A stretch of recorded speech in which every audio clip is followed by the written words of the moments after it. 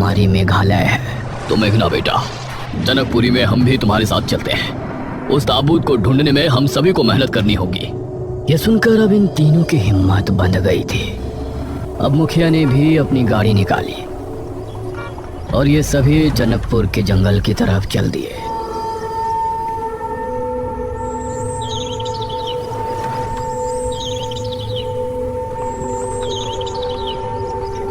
वो रही गुफा।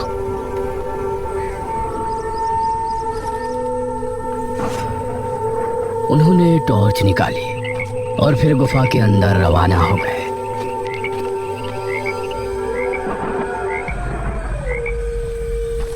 जैसे ही मेघना ने गुफा के अंदर कदम रखा तो जमीन अजीब तरह से हिली। अरे ये क्या? और काफी देर बाद जमीन का हिलना बंद हुआ। लगता है सालों से यहाँ कोई नहीं आया। ये कैसी आवाज है?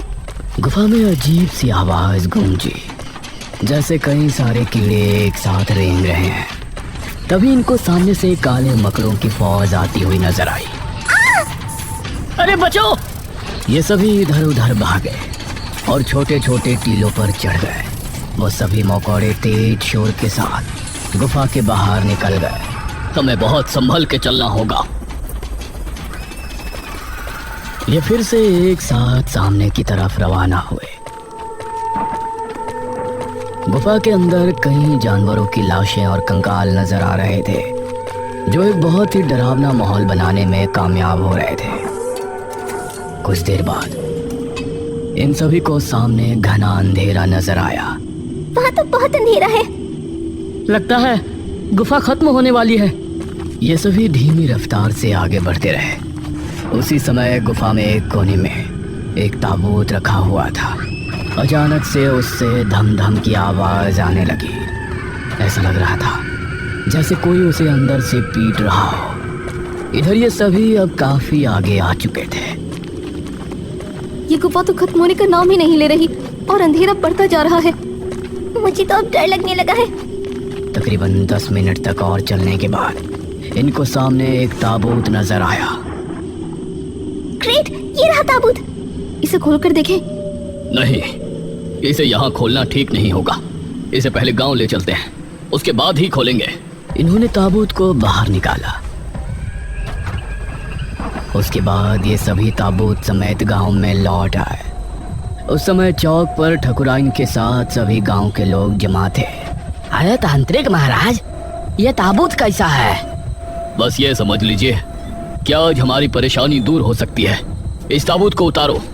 गांव के लोगों ने ताबूत को उतारा और नीचे रखा। उसके बाद मेघना आगे बढ़ी और उसने ताबूत के ढक्कन पर हाथ रखा।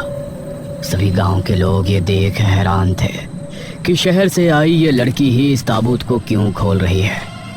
मेघना ने एक लंबी सांस भरी और फिर झट से उसे खोल दिया। ताबूत के खुलते ही सभी लोग हैरान रह गए। उसके अंदर अभी भी महाराज का कंकाल था, जिसके गले में कीमती मालाएं और शाही लॉकेट डला हुआ था। उसे देखते हुए मेघना की आंख में हल्के से आंसू छलक आए। पिताश्री!